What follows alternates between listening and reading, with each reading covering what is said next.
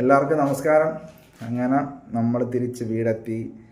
തലയൊക്കെ നന്നായിട്ട് ബേബി ഷാമ്പൂട്ട് ഉരച്ച് തേച്ച ഉണ്ടായിരുന്ന സെബാം ആ ഓയിലി കണ്ടന്റ് എല്ലാം കളഞ്ഞു.